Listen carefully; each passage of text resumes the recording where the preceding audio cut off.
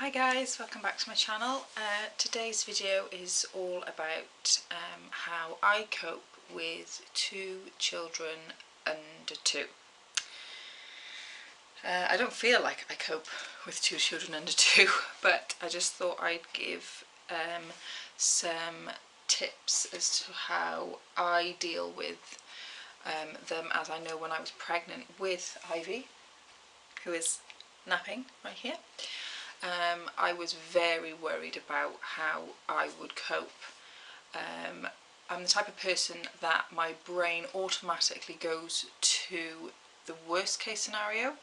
So a lot of my second pregnancy was what if they just have meltdowns at the same time, what am I going to do, and things like that. And I've just written a couple of pointers as to how I have dealt with that. You gonna stay asleep? Hi. Hi. We'll see how this goes. So, first of all, oh dear me. Oh, do you want to come out? Do you want to come out? Come on then. Come on. Oh, here she is. Here she is. Right then. Okay. So, first of all, when she was born, we had to gauge what kind of feeder she would be, whether she would be very similar to her brother, who was very greedy. He was a very hungry baby. He was 4 days old when he went on to the Flow 2 teat, and I think he was probably about 2 weeks old when he was on like 5 ounces every feed. He was a very hungry baby. She not so much. She didn't have as good a routine to start with as Freddie did, but what we tried to do was slot her in to his routine, because he has obviously an established routine that worked well. You know, he sleeps through the night, he eats well, he naps very well. He's currently napping at the minute. He tends to do between an hour and a half and 3 hours, depending on if he's been up a bit earlier than normal or if he's not feeling very well. So we tried to slot her in as much as we could, which we've managed to do quite well. So what tends to happen if I go from morning through to evening routine, so Freddie will tend to wake up about, well, between 6 and 7, unless he's had a bad night. He then has his breakfast about 7:30. My husband will feed him, like he tends to have, like 3 Weetabix and some fruit. Then he'll have a mid-morning snack about between 9 and 10. Then he'll go for his nap between 10 and 11. Then whatever time he wakes up, so it could be between 12 and 2, he will have his lunch not long after he's woken up. Then if he asks me for one, he'll have a afternoon snack, and then he has his dinner between 4 and 5:30, depending on when he woke up, therefore depending on when he had his lunch. Then bedtime routine for Freddie starts about 7, a bit earlier if again he's had a bad night's sleep, he's just tired, or he didn't nap for very long, and he tends to fall asleep by 8:30 at the latest, and then he'll sleep through till the following morning, unless again he's not very well and wakes up throughout the night.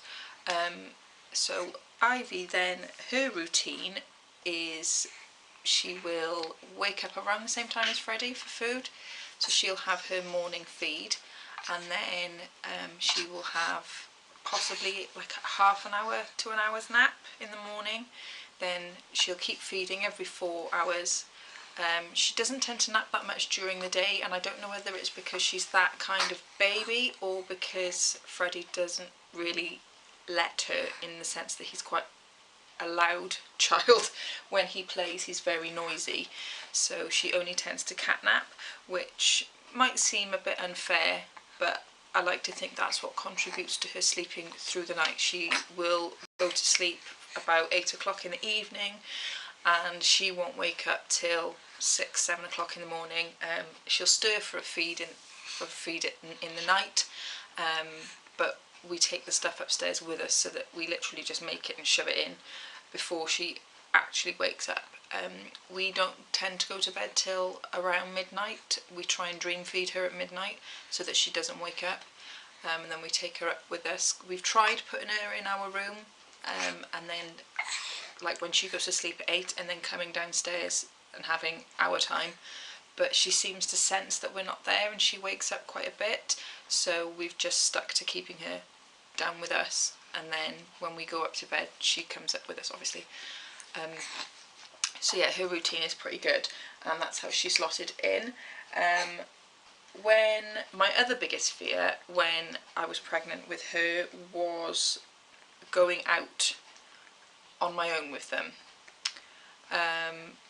because I'm outnumbered and Freddie's not quite old enough for me to say, don't run into the road, stay by the car, stay by mummy. He's not old enough to understand that just yet.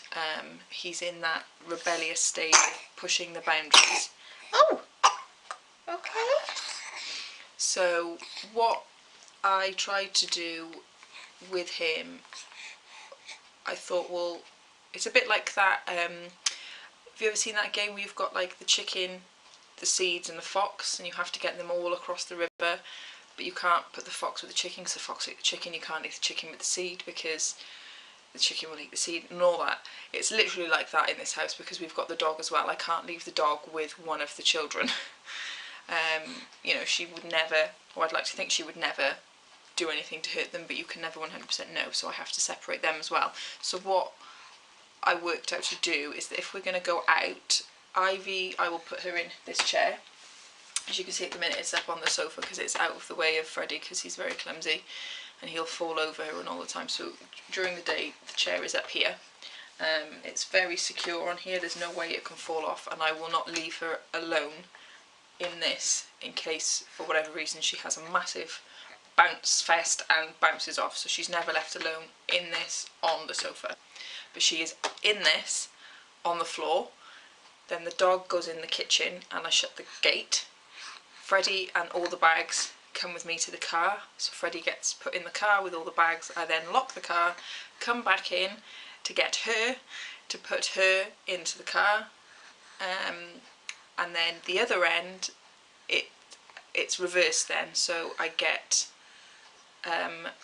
Freddie out last. I think that's what I do. I think actually it might just depend on how I feel, but yeah, I think I get her in first so she's all strapped in safely, because I think it takes me longer to get her in because obviously Freddie wriggles, and then I put Freddie in. We did have a double pram, but it didn't have like a divide between the two of them, and if he was having a tantrum he's kicking and flailing, and he caught her a couple of times.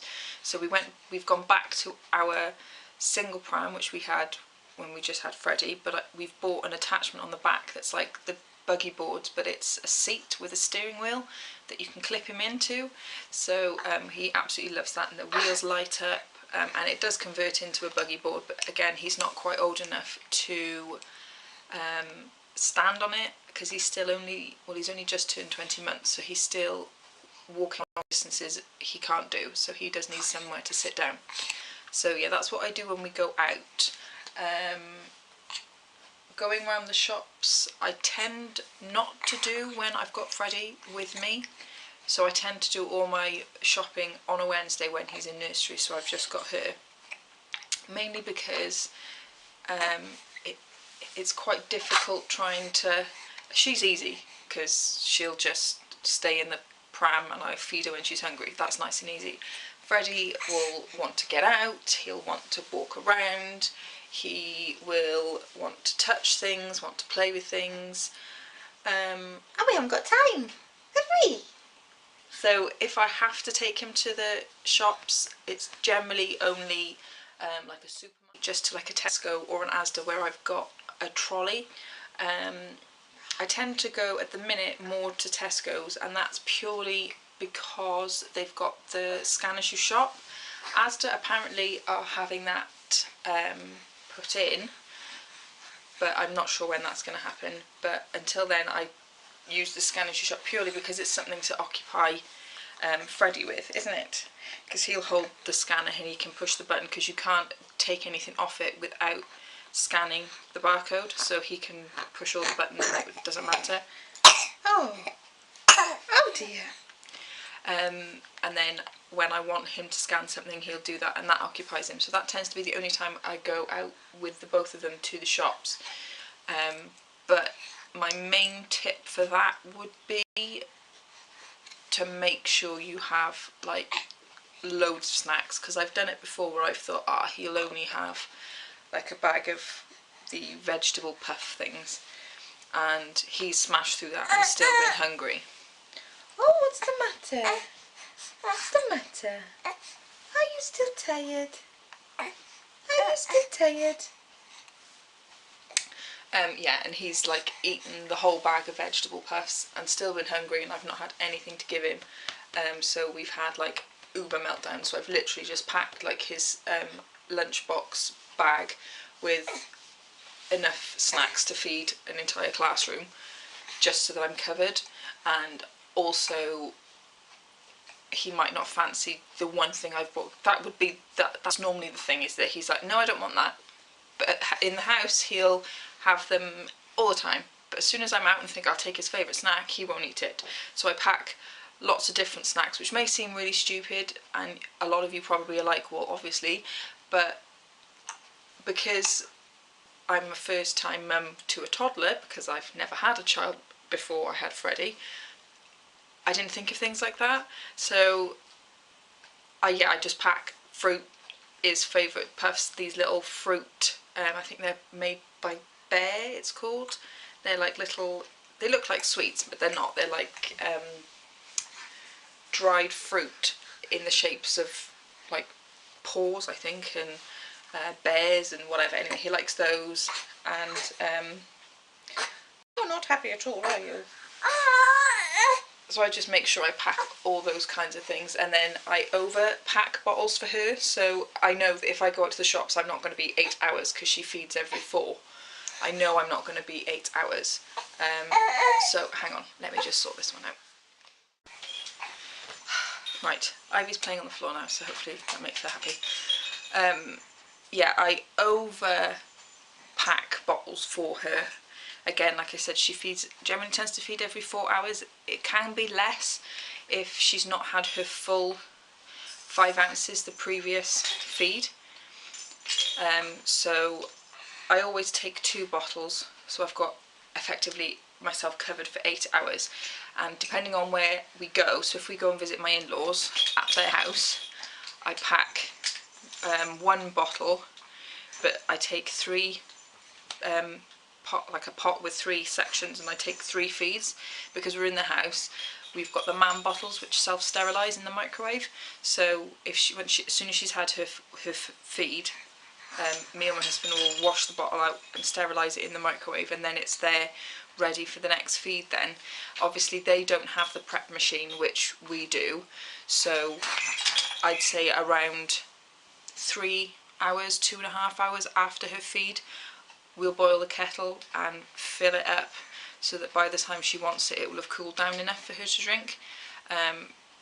But obviously going out where I don't have access to clean and self-sterilise the bottles, I'll take 2 bottles with me with boiling water in, and then in the warmers, because our nappy bag's got 2 end pouches which have also insulated as well. I've never had to use both bottles when we've gone out, because we've not been out for that long that I've needed to use them both. But I think if I knew I was going to be out all day, like if I was to go into Cardiff and do a whole full day's shop, I would probably take 3 bottles with me. Why I would take my children with me, I don't know, but if I did, because I had no other choice, then that's what I would do. I also find in the nappy bag taking more than what I think I need, which I know might seem like a hassle because you've got a lot to carry anyway, but from having a baby like Freddie who would poo a lot and it would have many a time it was an explosion. So I'd pack for Freddie, I'd have to pack like 5 nappies and about 3 changes of clothes, because guaranteed that he would have a poo explosion when we were out, and if I didn't pack enough then he would literally have no clothes to wear. So luckily with Ivy she doesn't tend to be as big a pooer as her brother was, but I'm just into the habit of doing that from having Freddie. So our nappy bag, or we only pack 1 nappy for Freddie now, but we still pack a change of clothes because he's a toddler and he wants to walk everywhere, and currently the weather outside is pants. He likes to go exploring and he'll probably end up sitting in puddles and getting mud on him, and I just tend to have a change of bottoms for him, and then Ivy just has the full vest and then full baby grow change of clothes, but I do only have 1 for her. Again, if something like that happens and I'm at my in-laws or I'm at my dad's, then we can use their washing machine to just clean it off, but obviously out and about we can't, so I just stick it in a nappy bag and then obviously bring it home. What else have I got? Oh yeah, the other major thing that worried me was if they both had meltdowns at the same time, and that has happened. Only a couple of times has that happened, but it's not fun. The first time it happens, you literally feel like you have no clue what to do. I remember the first time it happened was I'd had Ivy on the Monday, and it must have been 2 weeks later because it was the day my husband went back to work after his paternity leave, and it was a Friday, and he had a works like team building weekend, so he was away for the weekend, so it was my first time on my own with the 2 of them. And it's like, they know, babies have a 6th sense. They know when you're on your own and that you have nobody to help you, because bedtime, Freddie is normally really, really good, but Daddy does the routine, because I said to Mark, I'm with them all day, every day, so you need some bonding time. So he does bath and bedtime, and that's lovely because he'll read Freddie every book under the sun 5 or 6 times as toddlers demand, and that's a nice little bonding time for them. But the downside of that is, because it's a routine Freddie is used to, if then I do the routine, he's a little bit like, what's going on? Daddy normally does this. So that night we had a meltdown from Freddie because I was doing bedtime routine. Ivy was due a feed an hour after Freddie was supposed to have gone to bed, but she decided that she was going to have a feed there and then, so she was screaming the place down because she was hungry. He was already in the bath, so it's not like I could have just plonked him in the cot while I go and get a bottle and feed her and read him a story. He was in the bath, so I could not leave him. I can hear her downstairs crying because she's hungry. The dog is whining because she's locked in the kitchen and she's distressed because the baby's upset, and I'm just sat at the top of the stairs like, oh my god. Why did I want 2 children so close together? It gets to that point, and if you feel awful for thinking it, but it's only human if you do think it.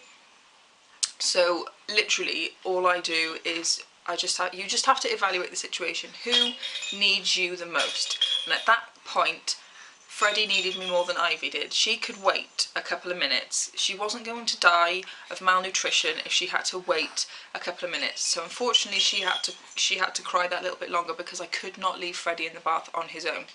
You know, he's only in probably about that much water, but you know, anybody knows you do not leave a small child in the bath unattended. So I had to then get him out quickly, get him changed, and at this point he doesn't get so upset anymore, I think because he's used to it, but then when she was new, he was very distressed if he heard her distressed. When she was screaming downstairs, he was getting quite distressed, so I had to quickly get him changed,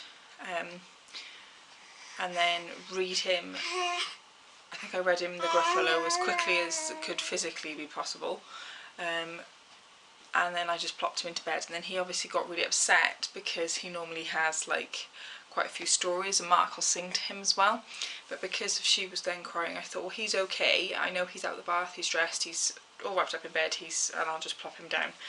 I'll come down and feed her. If he's still upset, then I'll go back up and read the stories and everything. But by the time I'd finished feeding Ivy, he'd calmed down enough that I didn't need to do that. But that was super stressful. That was the first time. And then overnight then, he slept through but stirred once, that I thought I was going to have to go in because he was having a bit of a coughing fit, but other than that he was okay. But yeah, my main tip would just be, at the end of the day, as long as they're both safe and you know that they'll be fine, and you'll get over it. And then once you've done it that initial first time, you'll know what to do to correct it the next time. Like the next time I had to do bedtime on my own because Mark plays football on a Monday night, and sometimes he leaves, if his game's at 7 o'clock, which is obviously Freddie's bedtime, he has to leave here at 6 o'clock, and he doesn't get home from work till about 5:20. So that means that bedtime is down to me. So what I tend to do is throughout the day try and either push Ivy that little bit longer or feed her that little bit earlier, just so that her feed time isn't due around when Freddie's supposed to go to bed. So if she's supposed to be due for like 7 o'clock, then I'll try and push her afternoon feed to 5 if I can, rather than I'll push her afternoon from 3 till 4, so that she'll hopefully not need a drink till 8. Doesn't always work, but the last few times it has. I think because she's older now, she's nearly 4 months, she'll be 4 months on Thursday, which will be tomorrow when you're watching this video. She's in a better routine than she was when she was at that 2-week stage. The other thing, a couple of things that I do is, I've already touched on if they both cry at the same time, to deal with the one that needs me the most. But during the daytime, if she's yes, if she's due a feed, or she gets upset because she's tired and she can't get herself off to sleep because Freddie's been particularly noisy and I'm dealing with her, and oh my gosh, oh dear me, you gave me that. Freddie can be quite demanding, so if I'm holding her, but he has in the past told me he's pointed to her seat and then pointed to the floor, which he means put her in there and you sit here and play with me. And sometimes I can do that, she'll let me do that, but if she's being particularly fussy because she's you know, she might have a bit of trapped wind or she's tired. Yes, you! I just try and explain to him. Again, he's not quite old enough to understand, but he does understand. Yes, he does understand more than we give him credit for. So I try to just say to him, look, Mummy will play with you in a minute, I just need to sort Ivy out. You go and get the stuff ready and I will play with you in a minute. And it doesn't work. It very rarely works because he'll just have a tantrum. But the other way I deal with that is when he's having a tantrum, I don't indulge him. I know some people feel bad about leaving the child have a tantrum and they just want to go and comfort them, and I get that, but Freddie's the type of child that will get over it if you don't give him the attention, if you see what I mean. Like, he likes attention, like every toddler likes attention, so he tends to throw tantrums more when the grandparents are here, and more so when it's my in-laws, because my mother-in-law seems to, she'll just, if he wants her, she'll be there. whereas if he's having a tantrum, I'm like, just leave him, ignore him, and he will shut up and get over it in 30 seconds rather than in 5 minutes because you're fussing him. But that's what grandparents are for, isn't it?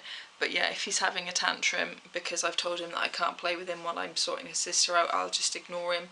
Or if that... You helping mummy? If that doesn't work, I'll do like a distraction technique. So I'll ask him to get me something, or I'll ask him a question, or I'll ask him if he wants to play a certain toy, like, do you want to go and get me your cars? Oh my lord. Oh, I do apologise. Yeah, I'll ask him if he wants to get a book. Does he want to read me a book? Go and get me this book. Anything to just snap him out of that tantrum. I find that that's the best way of dealing with it. Nap times, again, I've touched on this previously. Is that talking about nap times? Is that him waking up from his nap now? Probably. He has dropped down to 1 nap a day. He did used to have 2, but we've dropped down to 1, which is good in the sense that he'll eventually obviously drop that nap as well. He has had a couple of days where he's not napped at all, and I've thought that was the beginning of him not napping, but no, he needs to have a nap because he was an absolute nightmare. So his naps tend to last anything from an hour and a half to 3 hours. At the minute, he's currently, though it looks like he's starting to stir by the sounds of it, he is currently on, let's have a look, he's currently on 3 hours, so he is due to wake up anytime soon. The reason I'm looking on my phone is I use an app to log their naps and bedtimes. It's a Johnson's app, I believe. It's a bedtime app. It's just so that I know that they're getting enough sleep. She's supposed to be having about 15 hours of sleep a day, and he's supposed to be having around 12. And they're both getting that, but it also tells me days like if he's been to nursery, he doesn't sleep as long as he does at home, because I think there's too much noise and too much going on. He doesn't want to miss out, so he only tends to have half an hour. So when he comes home and he then sleeps his usual 8-9 hours, he's still tired that following day. Like on the Thursday he'll be tired because he didn't have his long enough nap on the Wednesday. Oh my days, I do apologise. But yeah, I think that's pretty much it about how I cope with 2 under 2. I'm still learning, obviously, as I've learned how to cope with a 20-month-old and a newborn, but when she's technically not classed as a newborn anymore, but when she's starting weaning, that'll be a whole different challenge that I'm going to have to face. So I can keep doing an update. Obviously it won't always be 2 under 2 because he's 2 in May, so it could, I can keep updating if you need me to. I mean, I would have liked to have seen more videos like this when I was pregnant with Ivy, because I like to plan ahead and know what I'm in for.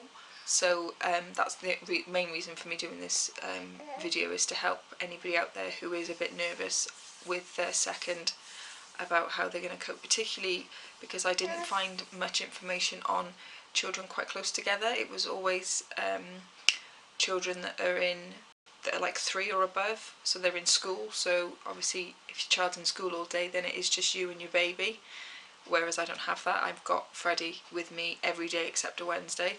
So I just wanted to put something out there to help somebody else in maybe a similar situation, and I hope that I've done that. So please give it a thumbs up if you've liked the video, and subscribe if you haven't. If you're new to my channel, welcome. My name is Sarah, and hopefully I shall see you on the next one. So see you guys then. Bye.